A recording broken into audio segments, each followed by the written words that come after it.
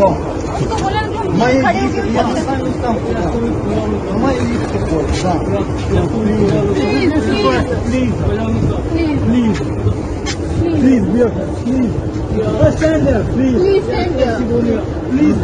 सचमुच प्रधानमंत्री, क्या आप वाकई मानते हैं कि भारत की जो बढ़ती ताकत है उसकी वजह से ही आप यूक्रेन से भारतीय छात्रों को लगातार निकाल पा रहे हैं?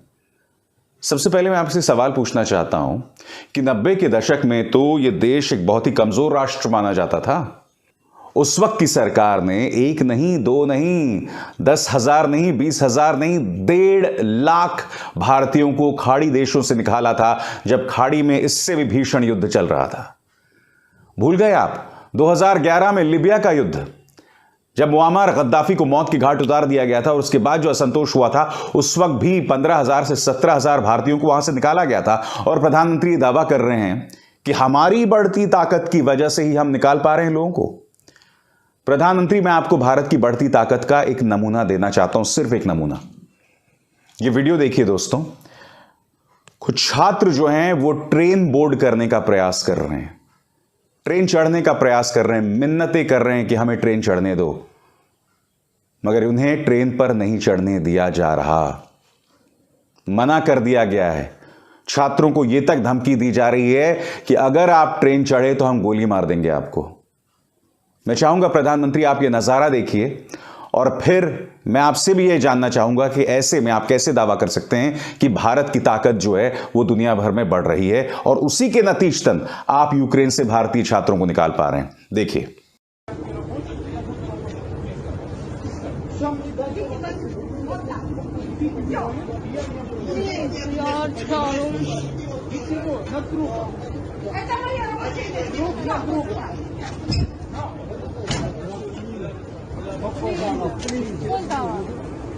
कौन? उसको बोला कि हम मैं खड़े होके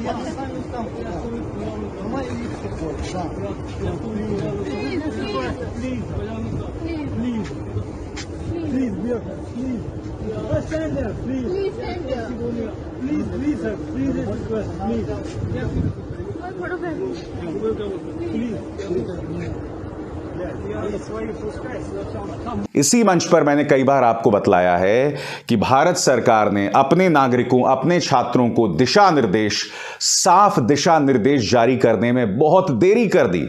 1 महीने की देरी कर दी दोस्तों।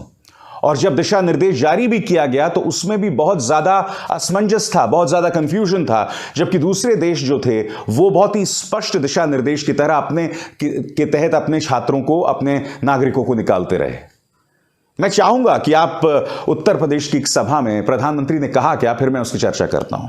दुनिया में जो हालात बने हैं वो आप देख रहे हैं।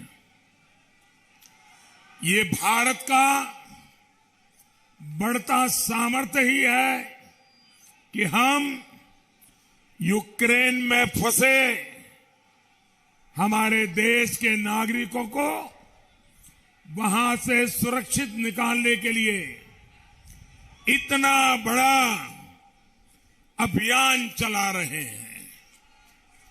ऑपरेशन गंगा के तहत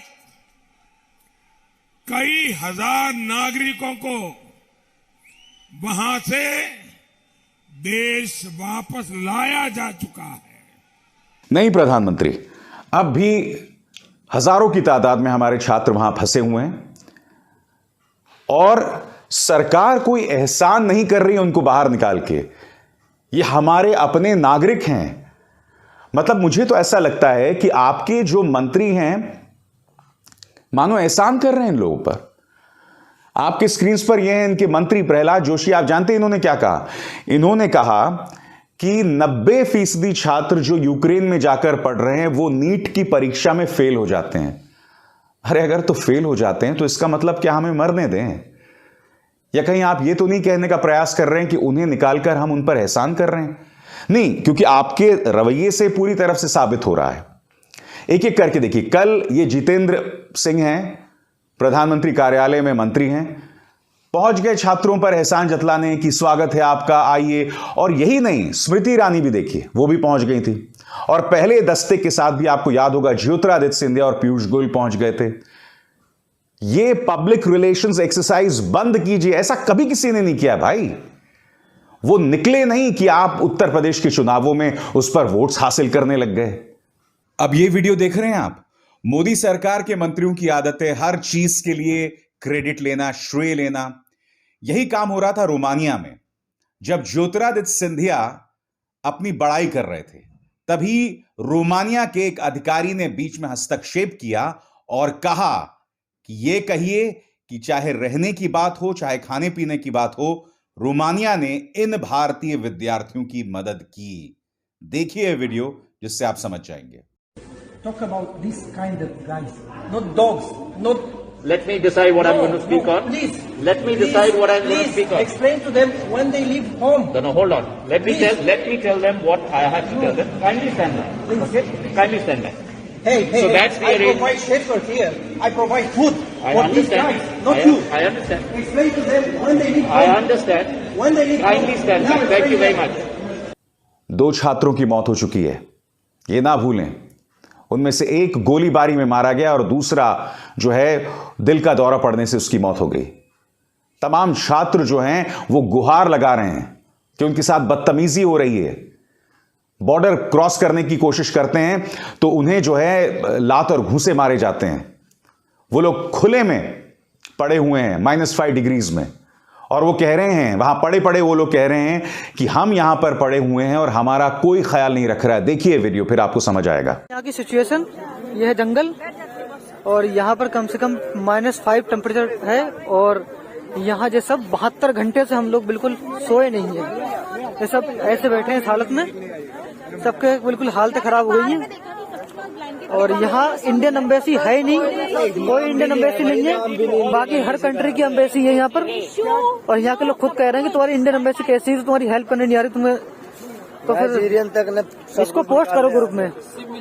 हम सब लोग फंसे हुए रोमानिया में बहुत बुरी तरीके से। कॉल करते हैं इंडियन एम्बेसी को, कॉल रिसीव नहीं करती है। यानी कि इसमें छात्र ये कह रहे थे कि बाकी सबका तो ख्याल रखा जा रहा है, हमारा ख्याल नहीं रखा जा रहा है। तो बताइए ना, भारत की ताकत को हम बढ़ा हुआ कैसे बता सकते हैं? मैं फिर कह रहा हूं, मैं तर्क मानने को तैयार हूं कि ऐसे हालात में कभी कभार सरकार के लिए काम करना बहुत मुश्किल होता है। मैं सरकार के साथ हूं, मगर इस पर वोट्स हासिल मत कीजिए ना। इसको एक ड्रामा मत बनाइए, जिस तरह से आपके मंत्री लगातार ये ड्रामा बना रही है। देखिए, जितेंद्र सिंह, स्मृति ईरानी, क्यों भाई? ज्योतिरादित्य सिंधिया, पीयूष गोयल, ड्रामा बंद कीजिए, काम कीजिए। क्योंकि कहीं ना कहीं ये सरकार जो है ना, अडवाणी जी ने बिल्कुल सही कहा था, ये सरकार जो है ना, ये इवेंट मैनेजर्स से भरी हुई है। यानी कि हमें किस तरह से एक घटना पर को किस तरह से आयोजन करना है, इवेंट मैनेजर हैं वो। पूरी तरह से सरकार जो है ऐसे लोगों से भरी हुई है, और वो उनके अंदाजे बयां में भी दिखाई देता है। इसलिए काम कीजिए, अनर्गल दावे करना बंद कीजिए, क्योंकि ऐसा कुछ नहीं हो रहा है। अब एक तरफ तो इस तरह का प्रचार और दूसरी तरफ दुष्प्रचार। उत्तर प्रदेश का चुनाव है तो यूक्रेन में समाजवादी पार्टी को घेर के लाना है। मैं आपको बताता हूं, कल अनगिनत बीजेपी हैंडल्स ने एक जानकारी शेयर की, और वो जानकारी क्या थी कि समाजवादी पार्टी के एक नेता की बेटी वैशाली यादव जो है, वो यहां भारत में बैठकर एक वीडियो रिकॉर्ड कर रही कि मैं फंसी हुई हूं, मुझे बचा लो। ये सरासर झूठ है। मतलब अनगिनत बीजेपी समर्थकों ने इसे वायरल किया। मसलन आपके सामने ये कोई नवीन कुमार जिंदल है। सपाई नेता महेंद्र यादव की पुत्री वैशाली यादव ने अपने पिता के कहने पर मोदी सरकार को बदनाम करने के लिए अपने ही घर से वीडियो बना लिया, लाल टोपी मतलब रेड अलर्ट। उसके बाद नीतू डबास, यूक्रेन में मेडिकल छात्रा बताकर सरकार पर आरोप लगाकर वीडियो बनाने वाली लड़की वैशाली यादव, पुत्री महेंद्र यादव हरदोई को जब पुलिस ने पकड़ा तो पता चला कि वीडियो पिता के कहने पर सरकार को बदनाम करने के लिए बनाया गया था। यानी कि ये लोग ये भी दावा कर रहे हैं कि पुलिस ने इस लड़की को गिरफ्तार कर लिया। ऑल्ट न्यूज ने इसकी पड़ताल की दोस्तों। पता चला वो लड़की किसी तरह से यूक्रेन से बचकर अब रोमानिया आ गई है। महेंद्र यादव से जब ऑल्ट न्यूज ने बात की तो उन्होंने कहा कि भारतीय जनता पार्टी के नेता किसी भी हद को पार कर सकते हैं, मेरी बेटी तक को टारगेट कर सकते हैं। यही नहीं दोस्तों, ऑल्ट न्यूज ने वैशाली से बात भी की, वो जहां पर फंसी हुई थी, और यह वीडियो उन्होंने भेजा है जो इस वक्त आपकी स्क्रीन पर चल रहा है, जिसमें वो बता रही हैं कि मैं इस वक्त रोमानिया में हूं, किसी तरह से यूक्रेन से बचकर आई हूं, सही मायने में। क्योंकि वैशाली अगर ये बात कही ना कि किसी तरह से मैं बचकर आई हूं, जान बचाकर आई हूं, क्योंकि एक और महान व्यक्ति ने ये बात कही थी, तो सुनिए वैशाली क्या कह रही हैं ऑल्ट न्यूज को, उसके बाद मैं इसकी चर्चा करता हूं। मैं वैशाली यादव। मैंने कुछ दिनों पहले एक वीडियो बनाया था जिसमें मैंने इंडियन गवर्नमेंट से हेल्प के लिए कहा था कि मैं यहाँ पे यूक्रेन में फंसी हुई हूँ, तो यहाँ से निकालने के लिए भारत सरकार कुछ करे। लेकिन उस वीडियो को इंडिया में गलत तरीके से फैलाया जा रहा है। ऐसा कहा जा रहा है कि ये बीजेपी गवर्नमेंट को बदनाम करने के लिए किया जा रहा है, ये लड़की इंडिया में ही है लेकिन ऐसे वीडियोस बना रही है, जो एकदम गलत है। हर चीज़ को राजनीतिक मुद्दा बनाना ज़रूरी नहीं होता है। मैं यूक्रेन में थी लेकिन अब मैं सेफ हूँ, रोमानिया आ चुकी हूँ और बहुत जल्दी मैं इंडिया वापस आ जाऊँगी। तो जब तक आपको सही बात पता नहीं हो, उस चीज़ को फैलाना सही नहीं होता है। हर चीज़ में राजनीति जोड़ना ज़रूरी नहीं होती है। इस जगह कभी आप भी हो सकते हैं। आज मैं हूँ तो आप उनके बारे में सोचिए ना, जो यहाँ पे फंसे हुए हैं, वो कितनी प्रॉब्लम में, उनकी मदद करने की बजाय आप उस चीज़ को गलत तरीकों से दिखा रहे हैं वहाँ पे। तो सुना आपने, वैशाली बता रही हैं, एक तो वो लड़की वहां फंसी हुई है और ऊपर से ये लोग दुष्प्रचार कर रहे हैं। और बाद में शायद थोड़ी शर्म आई, इन तमाम नेताओं ने उन ट्वीट्स को डिलीट कर दिया, मगर प्रचार तो चल गया ना।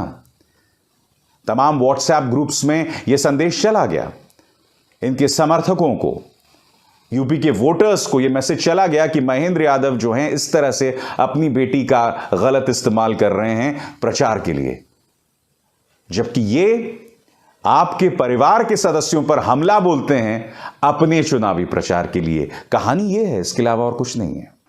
अभिसार शर्मा को दीजिए इजाजत। नमस्कार।